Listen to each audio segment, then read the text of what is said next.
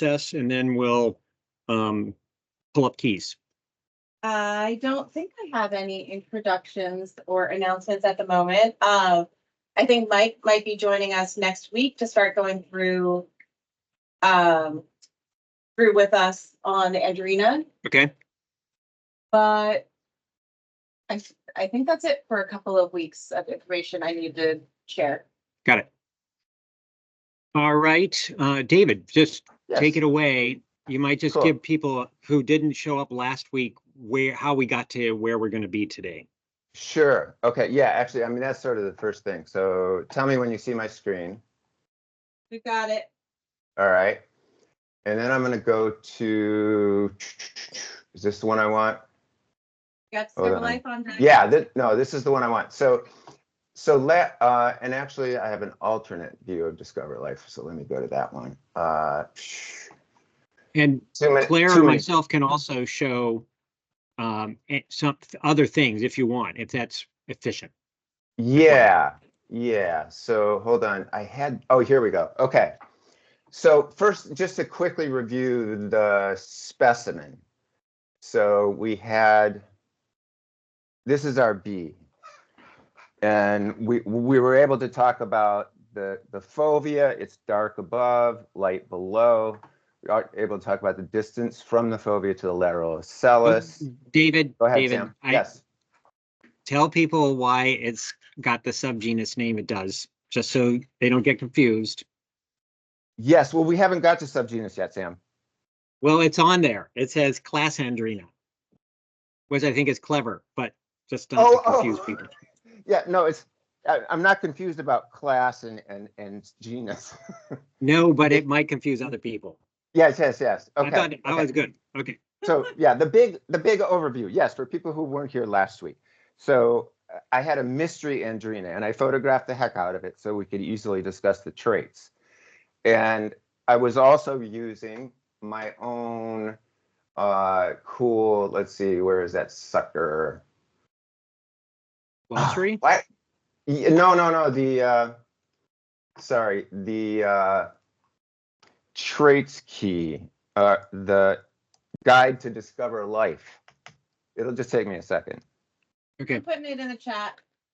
Yeah, and here it is. Okay. So what I did last week was to take my mystery specimen, look at it carefully, and then talk about how it ranked for these characters that are in this guide that I made because Discover Life, although it's a go-to for me as a step to figure out these Andrena, I, just like many other people, even though you'd think it's straightforward to talk about the vertex length in my first little examination here, it's not entirely straightforward for me until I really look at it carefully, compare the different alternates of that trait, and look at giant pictures of them. So this guide to Discover Life is, for me, taking the characters that I think are the most useful and just walking through what the different traits of the fovea might look like, whether it's shallow here or very deep here, etc. Okay, so we walked through last week, and I'll just review it quickly with our specimen, how we applied these various things. So with our specimen, we walked through the key and we named these things in Discover Life. We named the trait conditions and came up with, go ahead, Sam. No, I'm agreeing. Yeah, okay. So we came up with this short list. Right now it has 7 kinds that match. And that was based on everything we saw about, not that one, about, sorry. You'd think I'd be super organized with these things. What is this? Oh, yes. Okay. So based on all these things, width of the fovea, this is the scutum, and it's pitted, and it's 1 to 3 pit diameters separation. It's very rough. The vertex is relatively long. So here I calculated 1.3 ocellar diameter. So I'm making the comparison. And this is the labral process. This is going to be a problem. And Sam suggested, I think that he thought this might be bidentate. Or we're not seeing the label process. right here? No, you don't see my screen with a little There we toothy go. thing? Yeah, Now okay. now we do. Okay. Yeah, so I mean, that's either bidentate or strongly emarginate, probably. Great. Yeah. Yeah. And then this So is you the would specimen. click Go ahead. both. You could click you both would for click sure. both. Yes. Yeah. And then this is the specimen from the side, and we can see the right here, the propodial corbiculum is definitely complete. It has this anterior, and I'm sorry if my cursor is not big like it's supposed to be, but the anterior of this corbiculum is fringed. So there's a sort of a wall here, and if you could look inside, it would be bare with no internal hairs. Another thing you can kind of see here is that the shape of the tibia is a pretty good character, and it's cuneate, so it's much narrower at the origin than it is apically. And then we have almost complete hairbands. So that's a character that we selected. And a distinctive thing about this one is no pits and a rough T2. Here is the propodial triangle, and it's got no sculpturing here. And we could look at some contrast like in that guide, but there's a few like the track Andrena, which I think you're soon going to consider, that are super sculptured here. This is like the opposite sort of condition. There's no rugy or roughness there. And so anyway, these were some of the things that we saw looking at this mystery specimen. And some features of this one are a completely dull clypeus. So there's nothing shiny about any portion of this. And what else do we see here? I think we talked about the antennal segments and comparing F1 to F2 plus 3. So that went into our calculation. And that's it for that one. Okay, so if I go back to the Andrena key here, we had 7 choices. And last week we did a thing where we compared the trait sets for some of the choices we have. And for whatever crazy reason, this happens all the time. Last week we came up with 3 choices, and now I have 7. Because there's just a slight difference in how you're interacting with that, system to come up with the list. So if you make a call slightly different, go ahead, Sam. Yep. So I'll just mention this does happen all the time. It would be absolutely the same. It's not the guide that's flipping. It's that maybe you, on the first time, you only clicked on bidentate and not emarginate. And the second time you did emarginate plus bidentate. And so when you did that, you added a few more species to that possible list pool. It also points out that that going through the guide more than once, first of all, it might correct your mistakes if you had any, and then you can take more conservative and less conservative passes, and you can say, maybe I'm going to drop this character because I'm like 98%, but not 100%. Let's see what happens. Theoretically, you would always end up at the end with the same answer, but the ultra conservative approach is always the best one first, because that increases your confidence that you've ended up with the right species. Right. So right. Anyway, yes. No, that's all. And background. That is my experience. Any key, you probably have to go through it 3 times before you're even approaching confident. So one thing I want to point about this, and let's see, can I make my a little bigger? So if I'm going to show one thing over here on the left. One of my matches is Angusti tarsata. And I'm going to spill the story here that I believe that's what my mystery specimen is. And I'm pretty confident of it. But look what happens in the Discover Life key. If I say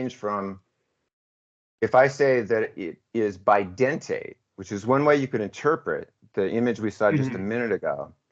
If I choose that and search again, Angusti tarsata drops out. So either the specimen I have. Hang on. Go ahead, Sam. Because it looks like you have both emarginate but not bidentate and bidentate clicked. Right. So that's a little puzzling to me. So let's say if I took weakly emarginate, is Angusti tarsata comes back. So I'm a little puzzled by how this works. Well, But go ahead, Sam. So one thing is you're using the has feature rather than the guide feature. Yes. And it's possible that something else is going on that would not occur in the guide proper because you're using this back door. See what I'm saying?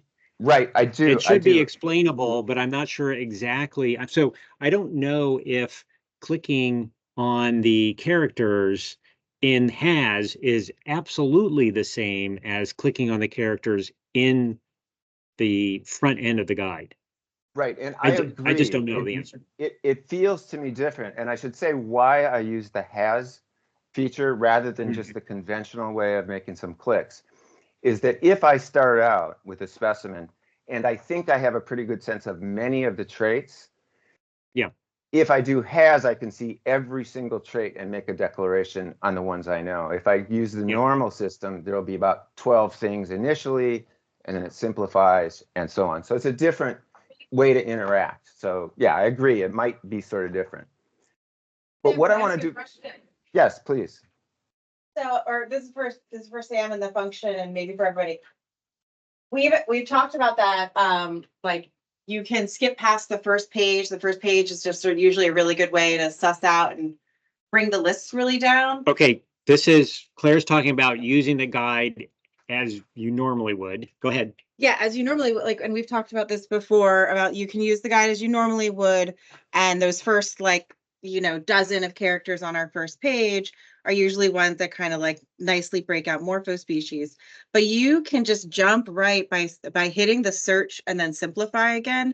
That'll jump you right into the really big list of characters that you see and has, and that you can then be toggling. And you can control F for that. Like they'll have hot links at the top, right? So I would wonder if like during this we can experiment with those and see like maybe there's like something on the back end of the coding is weird, and we can go and look at those characters that you were just jumping to and see how they work. Right. Because usually I use the has. I mean, I often use the has too for the same reasons that you're describing. But since we're seeing this weird coding thing, let's experiment with this. Right. Yeah. So I also use the has approach, but I usually use it when I know there is one couplet that I'm interested in. Like I know, oh, is it, and I can jump to that Andrena couplet because I know it's in there. Like the answer is living in there, and rather than, and the rest of the time I use the guide and the simplify button to trim things as quickly as possible. Yeah. So I think one bottom line, Sam, is that with Discover Life, I mean, there's a little bit that's sort of hard to suss out about it. And my experience, and it may be just because of cognitive limitations on my part, is that it takes 100 hours of fooling around with it to even get a good sense of how to interact with the character sets and when to use the different approaches to it. Right.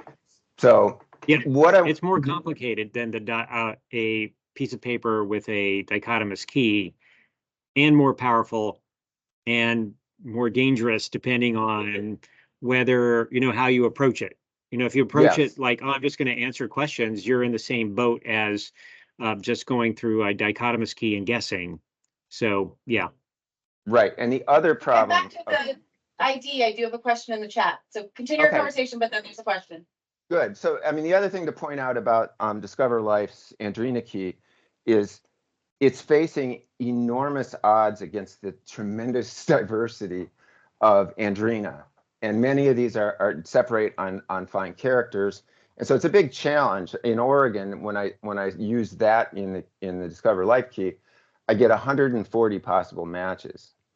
So it's hard to end up with the fine distinctions that differentiate Pencillus from Angusta tarsata or whatever. So you can't expect Discover Life to nail this unless you have another year and 2 full-time staff to really, chase it down. So it's always a question of. You should be able to, at this point, have Discover Life nail it east of the Mississippi. Right. But west of the Mississippi, we would be depending on someone else going in and doing these, resolving these problems, right? Where you have, I've keyed it out using all the characters I have available that I'm confident of, and I still have a list of 5 species. So if that were true, and it's going to be dependent on the specimen you have and things like that, you would probably want and to develop more characters that are more specific. As in the Eastern Guide, there's tons of characters that this species versus that species, and it just goes through an extensive, usually, list of characters, some subtle, some not, for differentiating these two almost exactly the same specimens. And so that's the part that's missing from Oregon, and also just vetting. Like we did all the Western stuff in a few days, so mistakes were made for sure. So that's the thing, is that having you or someone else go through and taking known specimens and, you know, checking out the key for the West, for the Western specimens, and also then developing these updated characters where you're separating groups or pairs is what's needed to make it truly high functioning in Oregon. And just to underscore that, so if I use the has menu for Andrena, the very first detailed comparisons of similar species comes at the front, right? So this is what we don't have for the West. And as you say, it'd be super helpful if someone went through this. So if I get, here it says super similar species. Oh, good. Okay, maybe in Discover Life, I'm going to hit both of these species with every character I can throw in there. And now I know a very detailed set of things that differentiate these two similar species. So that's a step that, as you say, in the East, you've got it. In the West, you don't. So that's an issue. So I want to take a slightly different tack now. So let's say we've done a pretty good job in Discover Life. Last week, when we got to the end point, we had 3 possibles. Today, I had 7. We haven't completely differentiated what this thing is. So another approach, and this is kind of, as far as I know, special for Andrena, is that if you want to go to the literature, to the papers that were written describing all these species, there is no paper that's Andrena of North America. There is a paper, there is a publication from, decades ago for the sim Andrena, or for the track Andrena, or for the etc., for the subgenera, of which there's about 50 in the US. So darn, to go deep, you must figure out subgenus. And one way that I do that is with Can we back up real quick? So we yes. Back up. Yes, you want to see the specimens? Yeah, so this person was wondering if the specimen that we were talking about, that we were just switching bidentate and marginate, what are we going to call that? Is the specimen weekly, clearly weekly? This person was like, maybe not, I wouldn't select that. Yeah. You mean what would the label process be? Yeah, what would we be scoring that for? How do we do that? What's that? Yeah, I'll tell you what I would do. I would have called it bidentate or emarginate. So I would have scored it for both. Yes, and I agree with that. I would call it either definitely emarginate or bidentate. And what I just pointed out a minute ago is that in the Discover Life key, if I call it definitely emarginate rather than weekly, I will end up excluding Angusta tarsata. And I'm going to make the case in a minute that I think actually that it is Angusta tarsata. And so my path to doing that is going to be going to this key. I'll go to the blank one here. So just by way of introduction, this is a key that I made, and I didn't make it on the basis of some deep understanding of Andrena. I'm just like, many people are. I'm not a true expert. I'm trying to get there. I'm still puzzled about a lot of things. So this key is based not on my calls, but it's based on every trait that has been entered into Discover Life. And we're not seeing the key. Oh, I'm sorry, you're not? Right here, you don't see a big picture of a bee? No one? I don't see. I see the bidentate Oh. Are you seeing something different, Claire? There it is. Now it's Oh, now we see it. Okay. You're on Okay, the yeah, Wi-Fi? sorry. Yeah. Yeah, there's a delay. There's a delay. Okay. So this is my key to the Andrena subgenera of the Pacific Northwest. And I basically took the trait information associated with everything called a particular subgenus in Discover Life. So I selected for, let's say, Simandrena, and there's a number of species in Discover Life, and I said, what are the whole range of traits that occur for any of the Simandrena that are seen in the Pacific Northwest? And I then looked also at the literature and said, what is the original author? And usually it's Laberge, who's like the king historically of all this Andrena stuff, and or co-authors. And so I looked at his description and I crunched all that stuff and I put it into a key. So this is my system for trying to get to subgenus. And one of the advantages of the key is it's only valid for the Pacific Northwest, which means that I only have to consider 20-some subgenera rather than 50. So if we don't have it, I don't contaminate my key with a bunch of extraneous possibilities that just won't occur here. So that's one great thing you can do with a key is if you go regional, then you eliminate a lot of effort you'd spend looking for things that are not likely or possible. So the way this key works, and try to make it as big as I can, it's just kind of like a Discover Life. So you just make choices. And in this one, I start out with what I call easy calls. So my specimen has pale thorax hair color. And then my list sorts over here with all the possible subgenera. And the orange at the bottom, these are things that don't match that character. So that doesn't help me a huge amount. This won't help me too much either. So I say the thorax is not metallic, basically, that it's dark brown or black. If I say complete corbicula, now I've sort of cut this down to 7 out of the 20-some. So I'm getting a little bit of clarity about at least what are all the subgenera that I can exclude as possible. And if I continue to walk through this for the same specimen we've looked at, the same characters that we entered in Discover Life, I can end up here. And the print is very small, so it's going to be very hard to make sense out of this.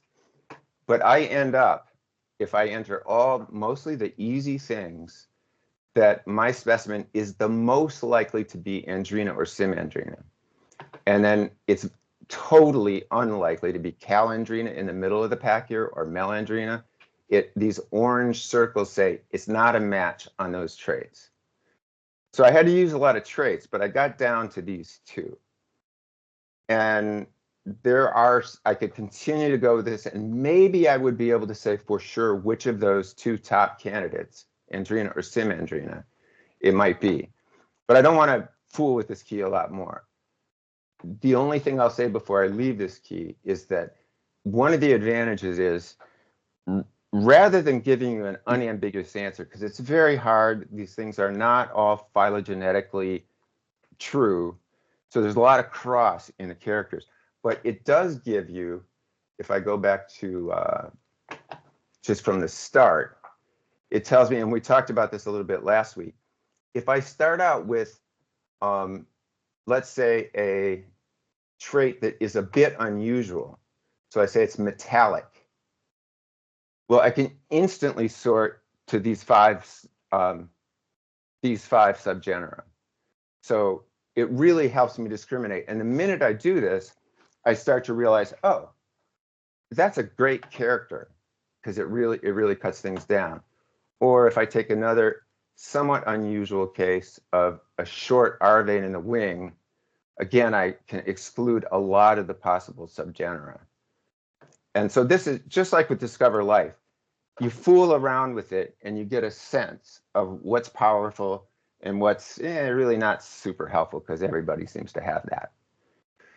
So I'm going to tell you that I played with this enough to say I'm pretty sure that this is Simandrena. And so once you know that it's Simandrena, you can go to, get my things open here.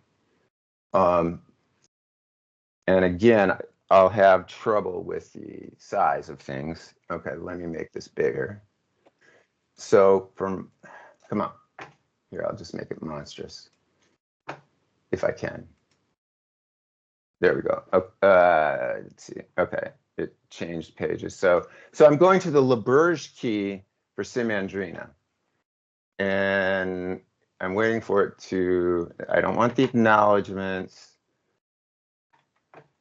This full screen display of it seems to take too long to load. Well, while David, that's happening, let me just Great. add in that at the end of the process, you will have a name that you have confidence, not confidence, could be whatever it is. The gold standard, it would then be going to a museum and comparing it directly, like pulling out the drawer, pulling out the tray with whatever the species is, taking it over to your microscope, taking your specimen and going back, forth, sort of looking at whether it matches. And if it doesn't, then you might have to go back to the drawing board. And that we all do that, right? So that's still the gold standard. The semi-gold standard will be there's information like pictures. Discover Life has some. David's been adding others.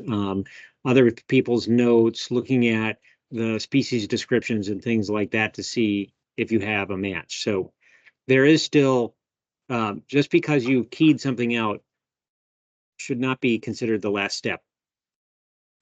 Right. Unfortunately, we wish. Mm-hmm. So my track today has been, we looked at Discover Life. We did our best to winnow down to a fairly small set of possibilities. I used my own subgenus key to get a feel for what's the subgenus likely to be. And so Simandrina is a pretty good match. So now I'm going to the primary literature to get the key to North American females of subgenus Simandrina. And walking through this, you know, we don't need to really drill down on everything, but here's couplet 2. And the question is, are the clypeal hairs all plumose, or are they some of them simple? And so if we look at our specimen again, let me see, I got a face here somewhere. It's a little hard to see for sure here, but these hairs are plumose across the board. And if you could actually see this better through a microscope, but this suggests they're pretty fuzzy. So I'm going to say that is how I would call that particular couplet.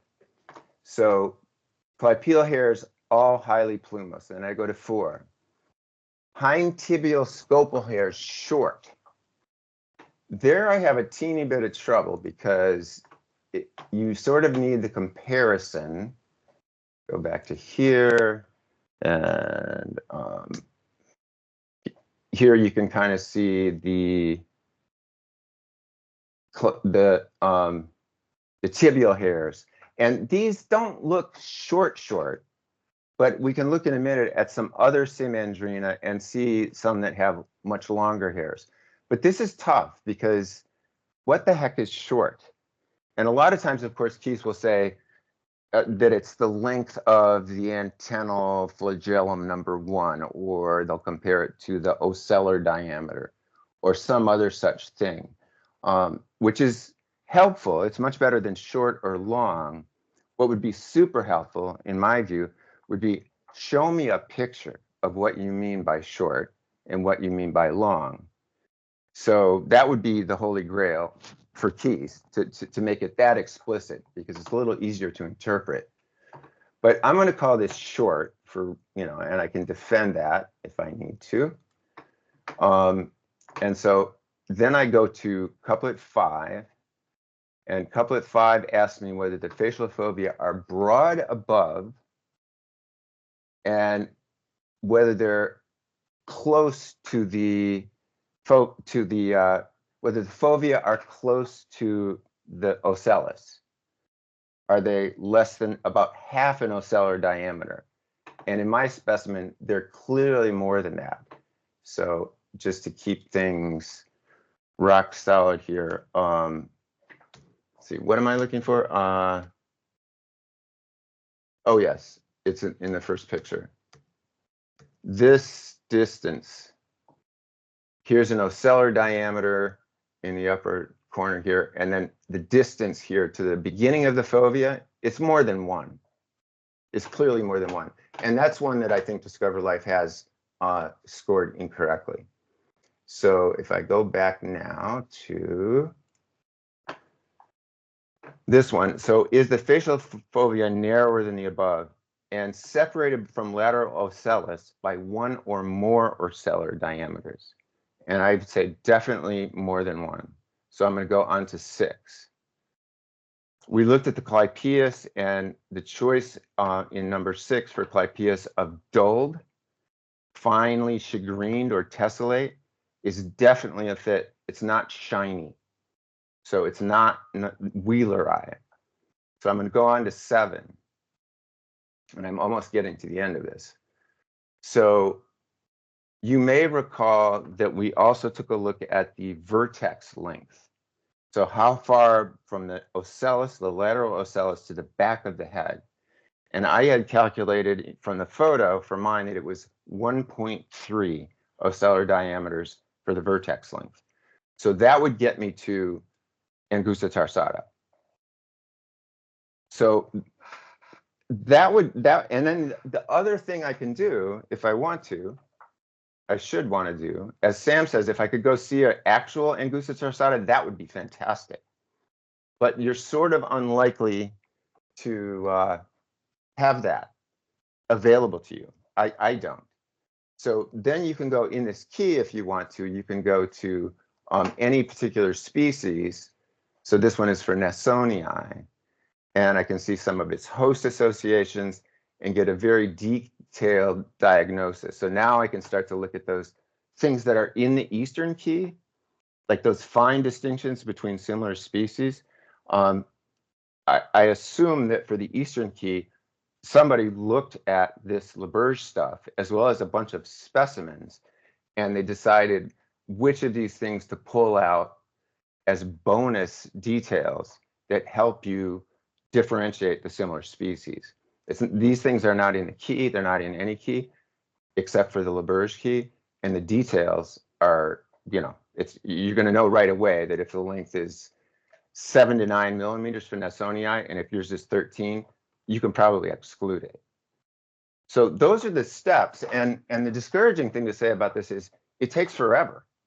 And it takes me, not only it takes me forever, but also often I'm not quite sure at the end of it. In my particular case, I am pretty sure that my specimen is Angusta tarsata. And partly because I've looked at other specimens that were called that, partly because I looked at every possibility of alternates that are close, that are similar to Andrena's. Okay, so here's mine, which I'm calling Angusta tarsata. And then here is another Andrena. This one is pensillus. It's not a great photo, but look at the front of the face here. You remember in the key we just looked at, one of the couplets was, are the clypeal hairs all plumose, or are there simple hairs here? And you can see above the clypeus and the top of the head, these are pretty plumose. And down here, these are pretty darn simple, right? There's no fuzziness to these hair. So that would be, you could exclude, if mine had simple hairs, I would say it can't be Angusta tarsata. But in this case, I'd say, yep, I buy it. So then here's another one of the same pensillus. Here's the face of pensillus. You'll see this one has an entire, if you look right at the bottom of the clypeus here, it has an entire labral process. So it's smoothly curved. It doesn't have bidentate or an emargination. So that looks like a difference. Do we know how variable that character is? I don't. So is it a rock solid thing? I don't know. Other features of this, if you look at this pensillus, are quite similar to the Angusta tarsata. The distance of the lateral ocellus, the relatively rough Clypeus, etc. So it helps to have another thing to look at and say, oh, good, my specimen is not this one. Here again, you can see these simple hairs on the Clypeus. They're not fuzzy at all. And yeah, this is a close-up of the same thing. This is also Pencillus, another sim Andrena, and this one has the characteristic cuneate tibia. So narrow at the beginning here and very wide at the end. And that's a fairly strong character in terms of subgenus. It helps you narrow pretty quickly. Here's looking sir. at that picture, here's a thing to note. If at the let's go back to the tibial character. If you look in the center of the one that's the flat face facing us, center of that segment, those hairs are simple. But if you scan through the upper edge, I believe you'll see that they're plumose, right? So you have to, this is just, I'm just pointing things out that when you're looking at keys, sometimes when they talk about the hairs on the tibia, it's really talking about the hairs in the center of the plate. And sometimes they mention, sometimes they don't mention that there's a fringe of plumose hairs along, sometimes both of the sides. I think there you might see a couple plumose hairs below, but it looks to me like the entire interior is simple. And that's what probably the key is focusing on. Right. And one thing you're pointing out, Sam, is that this is why you have to have a B class, is because this kind of detail, trying to get clear what these things mean, it's hard to write a key that accommodates it. And you almost have to talk to it or know somebody or look at a bunch of specimens to finally figure that out. So that keeps happening for me. So yeah, I love your class. Here's another, go ahead. This other sort of notion of how do you work with bees and become an expert and develop a good eye for these things. So what we're hearing from you, David, is classical, right? Like I have keyed these things out, but I'm not rock solid. Like I could be convinced that maybe I took a left turn or something because I'm not able to see those specimens or things like that. Over time, you're going to build up your own collection. And so all your politiphobia are going to go into a box. And then all of a sudden, you'll be like, they're all in a box, but you then go back and look at that box and you're like, there is more than one thing in that box. And so what could that be? And now you then become able to, just with your own specimens, to begin the process of differentiating things, because you don't have just one specimen which you key out and then throw into the wilderness.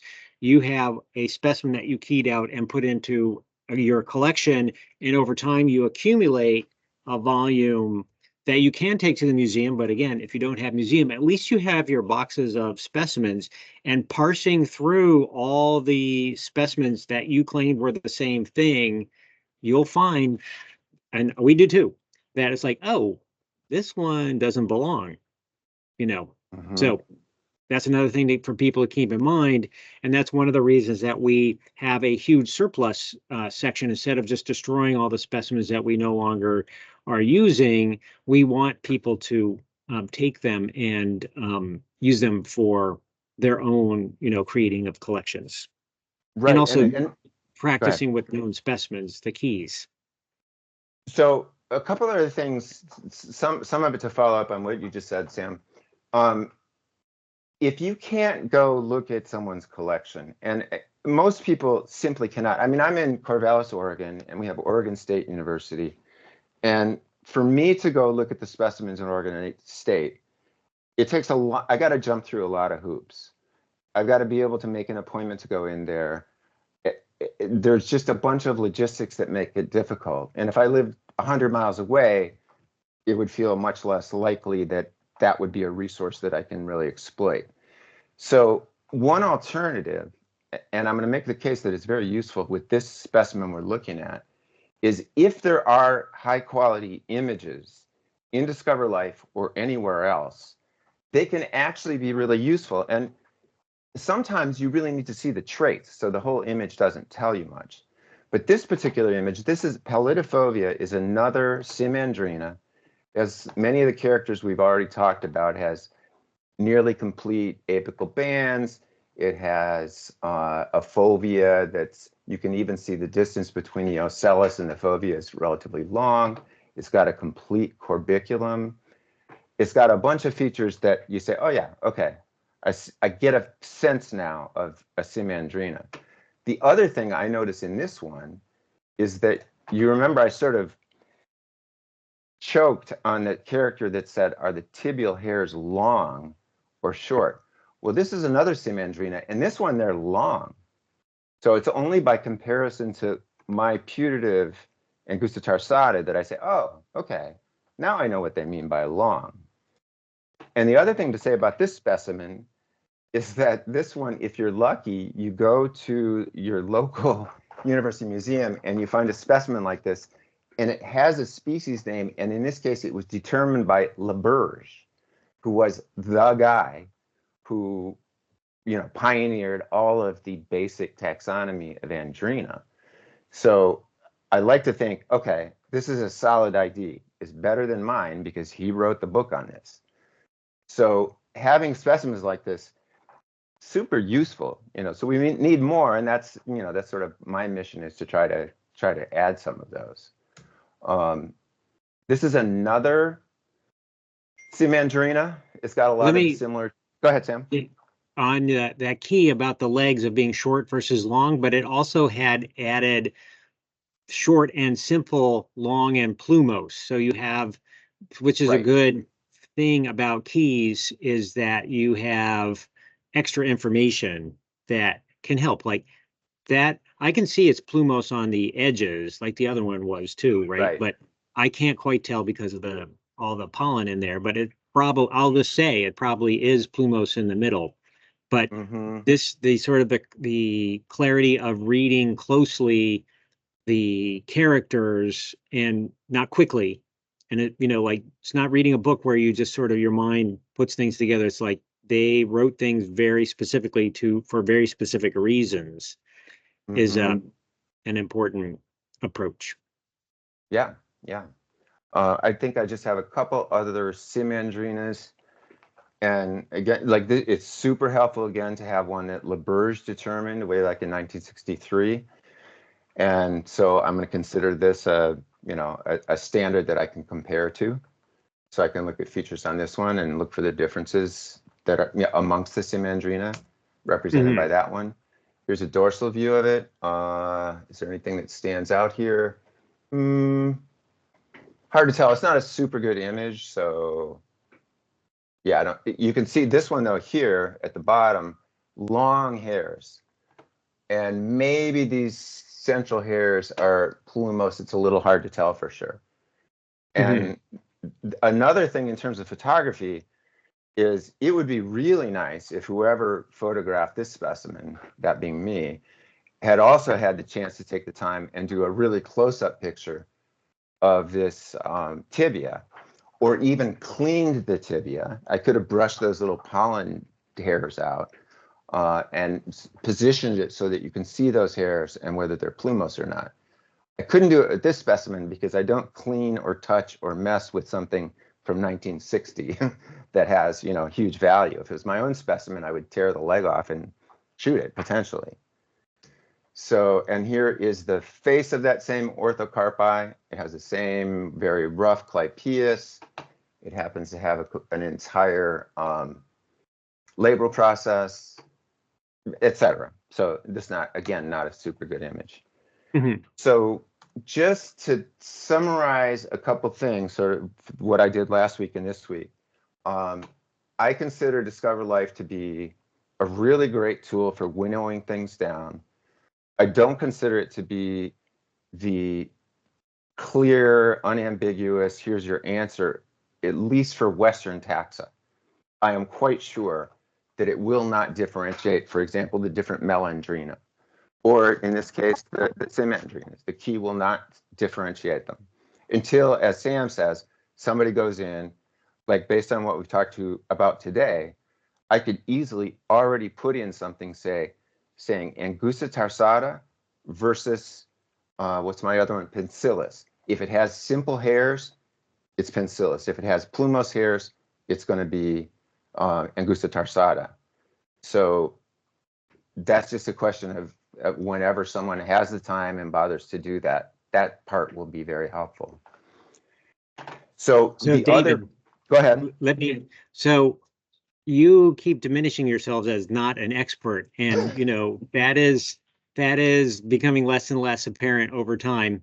So, but this is true of anybody. So you may not want to bother with like actually hands-on, like I now have the keys to the kingdom and I'm modifying directly the keys, which we can set up and do with anybody. But you can always send us, this is a problem, this is an error, like this scoring is wrong. You have all these specimens that we haven't seen ever since that one trip that we did. And you said, I compared, because you have up there in the upper left-hand corner of what's on there now, you have characters. You can click characters and then whatever the specimen, and you can double check them all. Or you might find it because your key, like this is not right? I know what this is, and it's disappearing off the face, but you could also prophylactically just go through and double check everything, send us things that either need to be changed or bumped, right? So it might be recorded as being bidentate, but you say, I think I would call that sometimes emarginate. So we'd be like, no big deal. We'll call it emarginate and bidentate. And so you send those to us, we'll change it. We do that pretty regularly with other people who find stuff. And you say, oh, I have a way of differentiating these two, which these two do not resolve in Discover Life. Again, we could set you up to do that, or you could just send it to us and we'll put that character up and, fix it in place. Nothing has to be done completely.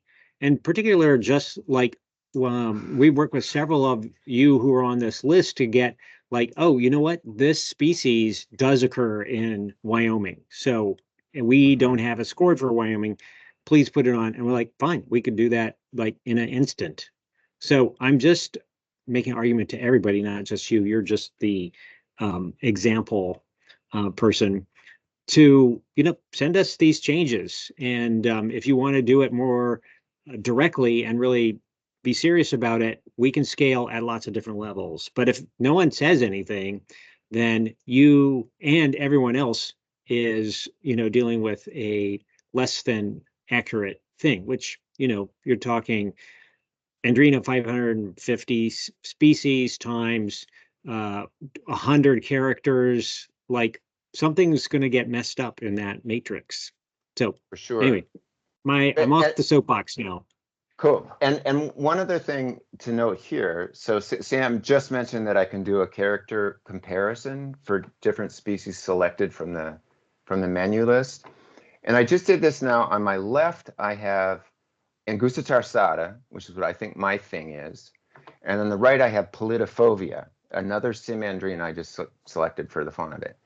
And I would say that these things match almost entirely, except on this character, they clearly differentiate. So Pulitofovia, the distance from the ocellus to the fovea, more than one, the key here says that is Pulitofovia. And Angusta tarsata, it's either about one or less. My specimen would have matched on this character Pulitofovia. So darn, either Discover Life didn't score it right, or I misinterpreted something. I'm positive that because I have a big photograph, I'm positive that it's just one. Where's my picture of this? I'm positive in my first picture that that's really close up. This is more than one.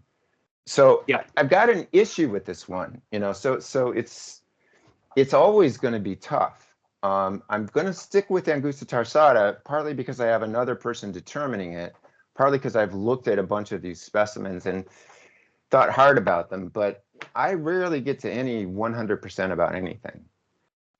So that's the thing here, David, is we can add that it's greater than one, and you know what? Maybe it's a sport. This one's a sport. Maybe it's even a misidentification, but we're not really harming the guide except making it less efficient, right? Right. So Right. you're keeping it, and the guide could just be wrong. Like it could have been just scored incompletely. And you know what you'd want to see is like, oh, I got a whole box of angustifolia from the museum, and they all are always greater than one. So therefore we need to add that. Or it'd be like, well, let's just add the greater than one to discover life, and that'll be conservative. So you send me an email, we'll make a change. You're a guy, you have to kind of figure out where that is. And that's good. Yes. That's good for everybody. And I have to say one other sort of revolutionary thing here that certainly occurs to me, I'm sure it occurs to many of us. What Laberge said about the species of Andrena is not determined by God. Laberge, he was an Andrena expert in the 60s, 70s, into the 80s, but he could have got it wrong very easily. And so he made a differentiation between, let's say, putative and a quite similar Angusta tarsata, and he decided what the species concept was. But if someone revises Andrena this year, they may very well consolidate those two or split them. And especially as DNA becomes a bigger tool, somebody may say, well, frankly, genetically, putative and Angusta tarsata, they fall into the same batch. So give them a new name. So that's certainly always possible. I'm sure it happens all the time. Between me and Laberge, I'm going to trust Laberge, but I'm not going to trust him till the end of time. So we're getting close to the end. I want to just sort of summarize, not so much about the specimen. The images are on the web, and you can look at them, play with them. I want to, sort of following on some of the things that Sam said, emphasize what somebody who is not a taxonomist can do to get into the game with bee taxonomy, with all the other people that do it. And so Sam is right that I'm possibly too self-deprecating, but it's because it's an uncertain thing, and I don't have a bunch of people in the cubicle next to me that can confirm everything that I see. So a pitch that I make to this group is that you don't have to just be an audience for all this taxonomy. You can be a player even if you are not Jason Gibbs or Thomas Anafurco or whoever, right? I can make a contribution. So my examples are my Andrena subgenus key, which, where the heck did that go? No, not there. So this subgenus key, I did this with existing data. I did not make interpretations. I just said, I know I need to know subgenus to use the proper literature, and there is no tool out there that will nail this for me for Pacific Northwest species. So I just made it. I mean, I just said I'll spend 200 hours doing this. It's not trivial by any means, but I decided this is worth it. And at the moment that anybody else says, I think your key is helpful, here's some things I would change about it, but I want to do a version for the state of Florida, I would happily give anybody all of the underlying data for this, everything you might need to know about how to set up this particular kind of key, which is called an identikit key. And, you would be 80% of the way compared to where I started towards creating something. And this key would work just as, this key structure works just as well for a bunch of other things. And anytime anybody says, yeah, I want to spend 200 hours, drilling down into some, arcane details about a taxon, I'll help you do it. So this is one thing that someone like me can do. The other thing I can do is this Andrena guide. This is just taking a bunch of fancy pictures and thinking really hard about it and being ready for someone like Sam or Clare or anybody else to say, hey, I don't think you quite got that right, and then I'll fix it. But I would love to see the same kind of walkthrough of the Discover Life characters for Osmia or for whatever other taxon. Because for me, the use of this is I can use more words than fit into the Discover Life key. I can have, details here, and I can also have giant blowups, which is harder to do in Discover Life. So this, I personally like to see a picture as big as my computer screen to really be able to be clear about what this thing is showing. So that's, anybody could do this type of work. And I would give you also, let me just find one other thing. It's not there. Yeah, here. I use the same structure for the thing I just showed you for the Andrena guide to Discover Life, to use it for my own stuff. And probably I have the same problem tons of other people do, which is, how do you share stuff? How do you put things out on the internet in such a way that people can interact with them, respond to them, learn from them, challenge you, etc.? So I use that same structure. Right now I'm interested in all the things that are associated with an endangered species here, a lupin called Kincaid's lupin. And so these are all the things that I've been seeing on lupin. And so if I want to talk to somebody else about this project, I can either give them, I will give them a list of all the taxa that we observed, but I'd love to give them a link to a page that shows them these things in detail. So that's a tool. I would give anybody the HTML to use the same sort of format. The blow up stuff is great. That one was a mistake. There's mistakes for sure, but this is the same specimen we've been talking about. Or is it a different one? This is a second one that I saw more recently. So I've seen these occur in the same site. So this is another thing you can do. And then I touched a little bit on this glossary thing. So I have this, and you have the link for it, an alphabetical list of all the things that that I feel like I need to understand better to interact with keys. And it has the same giant pictures. And anybody else could have done this if they wanted to spend, I'm going to say, 400 hours just walking through Google searches and asking other people and taking a picture that's in a crude line drawing and redrawing it and adding colors and measurements and things like that.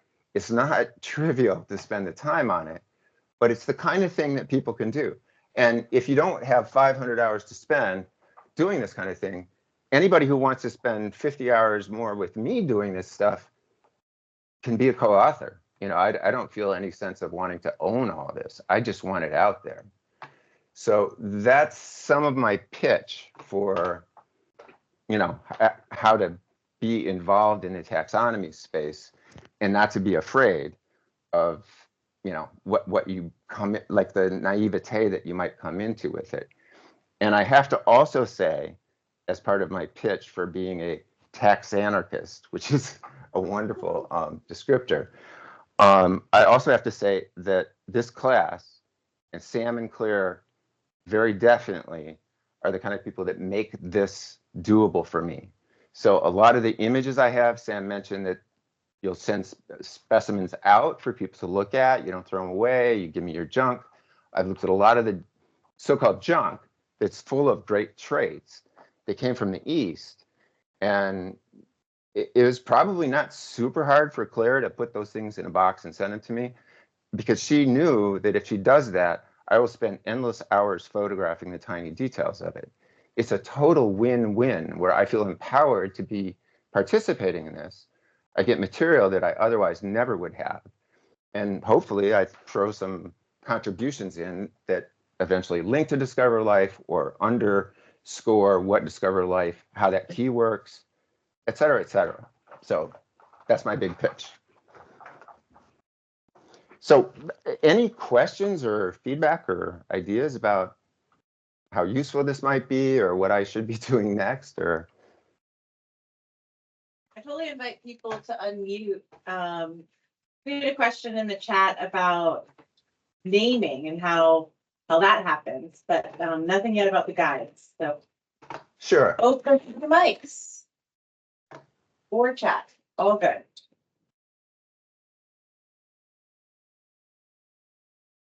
Oh, there it is. There you are. Okay.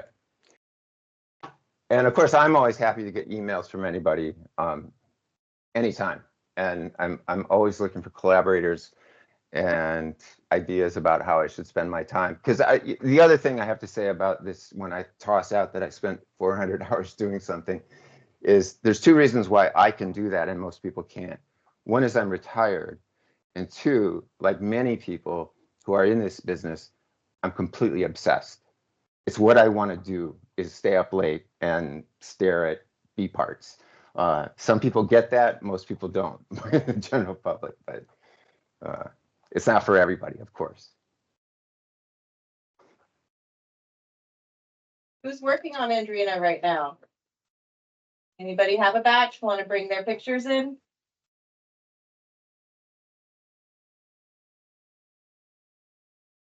Will says he has a box of Andrena that he's going to run through David's key over the next couple weeks. Will, where are you from? He's from Oregon. I thought so. Pretty sure. Yeah, yeah. And Will is I want Will to do that because I'm sure he'll come back at me with Washington. I think, oh, okay, yes, Pacific Northwest. And I'm sure Same Will thing. will, right. Will come up with stuff that I've missed or that I should add. So that's super valuable to me for other people to look at these things. Their specimen.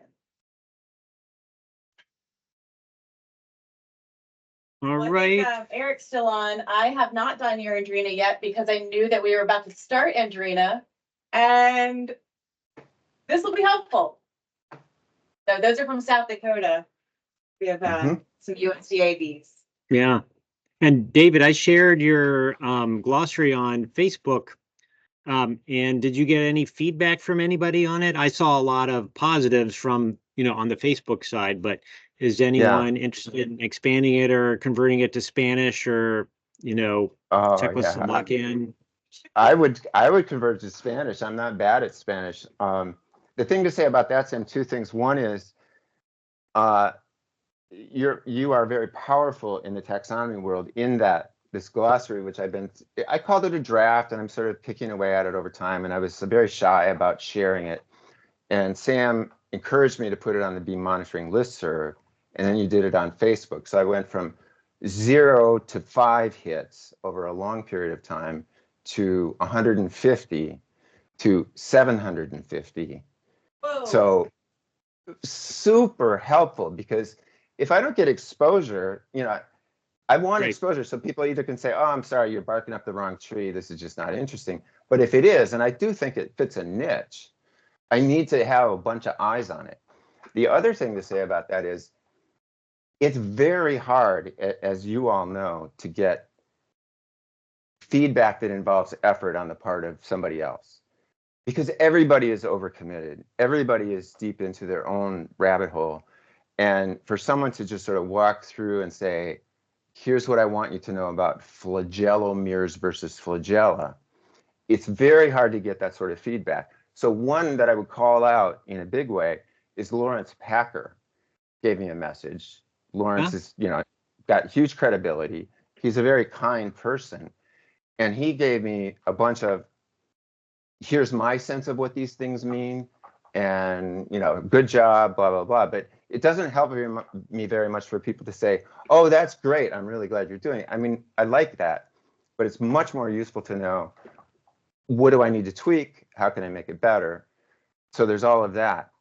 So that's, and the other thing that Lawrence and I discussed a little bit is, and sorry if this is too much of a segue to nowhere, but on bee monitoring, I sort of ignited this discussion about what colors mean when we use terms like ochraceous and ferruginous and so on. And there's a million different opinions. And I suggested to Lawrence, I really would love for there to be a general discussion of what surface sculpture terms mean. And Lawrence looked at my stuff and he said, I think maybe I've been using chagrined wrong forever. Now, I'm not someone to tell that Lawrence Packer that he doesn't know what chagrined is. He doesn't think he knows for sure what it means because there's no rigorous definition of it, and people use it in different ways. So for me, something like this glossary or some similar effort that says, hold on, all you wizards of taxonomy, if we were starting from scratch right now, we would probably all say, let's try to be clear about what parallel raised impressions should be called, striate versus rugose, what's the difference, etc. And that's being a taxonomist at the end of it all. I think that this is the kind of thing we really need to do, is to say, we can own this stuff and we can try to say what works and doesn't work for us, the majority of people who are not super duper experts, but we need to be able to identify our stuff. So let's try to just not be shy about saying why it's hard for us and what tools we need to make it easier. So that's my soapbox. You're so clean today. Cool. All right. Well, thanks, David. Thanks, David. Yeah, no, it's a huge pleasure. I think next time we'll probably start working in through the bees subgenera by subgenera, and always invite more people to bring photos like David has, work through individuals. Maybe at the end of each genus, subgenus section, David, if you want to have like another mystery of that subgenus that we could practice on, that'd be fun. We can coordinate. I love that. Yeah, yeah. And or I maybe don't I can mind take pictures of Eric's. Yeah, I don't mind shooting the heck out of a bee, because for me it's very useful to see giant, close up. So yeah, if that's useful, of course I could, if I have that subgenus, I'd be glad to develop it. Yay! All right. You all next week. Thank you, David. All right. Yeah, good. Thanks, David. Later. You bet. Bye. Okay.